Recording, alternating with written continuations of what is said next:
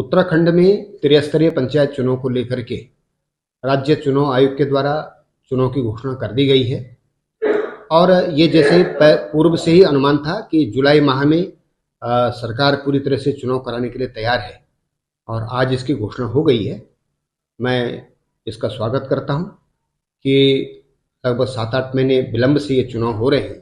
सरकार लगातार ये प्रयासरत थी कि जितना जल्दी से जल्दी हो सके पंचायतों के चुनाव कराए जाएं। भारतीय जनता पार्टी ने भी पार्टी के स्तर पर इसकी पूरी तैयारी कर ली है। हमने ये प्रयास किया है कि पार्टी के कार्यकर्ता अधिक से अधिक त्रिस्तरीय पंचायतों में भाग लें। ग्राम प्रधान का चुनाव है, क्षेत्र पंचायत सदस्य का चुनाव है, जिला पंचायत सदस्य का चुनाव है। इसमें हम जिला पंचायत सदस्य के लिए पार्टी के समर्थित प्रत्याशियों की घोषणा हम करेंगे, क्योंकि इसमें चुनाव चिन्ह आवंटन नहीं होता है पार्टी का अधिकृत प्रत्याशी के लिए, लेकिन लोकल चुनाव चिन्ह जो है इसमें प्रत्याशियों को दे जाएंगे। हम समर्थित प्रत्याशी करके ऐसा घोषित करेंगे और केवल जिला पंचायत सदस्य के लिए ही समर्थित प्रत्याशी घोषित करेंगे।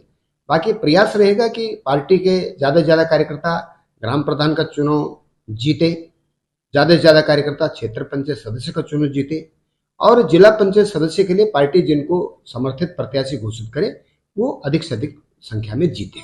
ये प्रथम चरण का चुनाव है और ये प्रथम चरण के चुनाव संपन्न होने के बाद जो द्वितीय चरण का चुनाव है, जिसमें ब्लॉक प्रमुख का चुनाव होता है, जिला पंचायत अध्यक्ष का चुनाव होता है, उसके लिए फिर रणनीति हम ये प्रथम चरण के चुनाव के परिणाम आने के बाद फिर उसके लिए रणनीति हम बनाएंगे। इस चुनाव के लिए हमने प्रदेश स्तर पर एक कमेटी का गठन पहले ही कर दिया था और सभी विधानसभाओं के लिए पार्टी के वरिष्ठ पदाधिकारियों का दो कार्यकर्ताओं को हमने जिम्मेदारी सौंपी है। वे कार्यकर्ता जिले की टीम के साथ में परामर्श करके उनसे बातचीत करके जिला पंचायत सदस्यों के लिए पैनल प्रदेश नेतृत्व को सौंपेंगे।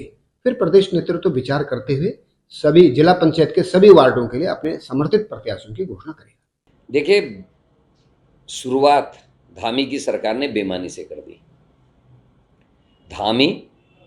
धामी के मंत्री और उनके प्रवक्ता कोई इस बात का 3 दिन से मैं बोल रहा हूं जवाब नहीं दे रहे हैं।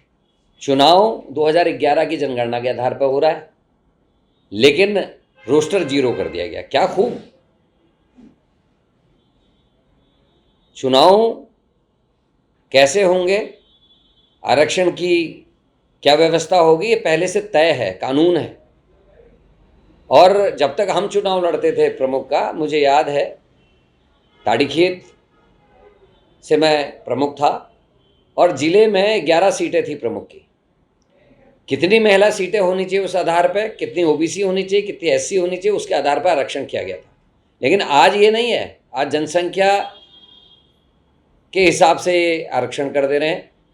मेरे देखते देखते कई ब्लॉक ऐसे हैं जिसमें पूरी सीटें महिला कर दी, किसी में पूरी आरक्षित कर दी, किसी ब्लॉक में पूरी सामान्य कर दी। तो मजाक बना रखा है और सरकार जानबूझ के कुछ ऐसा कर रही है कि ऑब्जेक्शंस आए, लोग उद्वेलित हों और कोर्ट में ये जो है मामला लटक जाए ताकि चुनाव ना कराना पड़े। अभी 24 तारीख को कोर्ट में दोबारा डेट है, उसका हम भी इंतजार कर रहे हैं।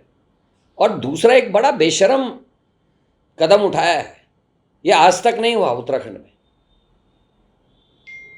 पहले तो देश में नहीं हुआ, ये पहली बार हुआ कि सरकार ने प्रशासक बैठाए और दोबारा प्रशासक बैठाने की इजाजत मांगी और उस बीच में 4-5 दिन ऐसे रहे, ना प्रशासक था, ना ब्लॉक प्रमुख था, ना प्रशासक था, ना जिला पंचायत का अध्यक्ष था, ना प्रशासक था, ना प्रधान थे। ये पहली बार पूरे देश में देखने को मिला।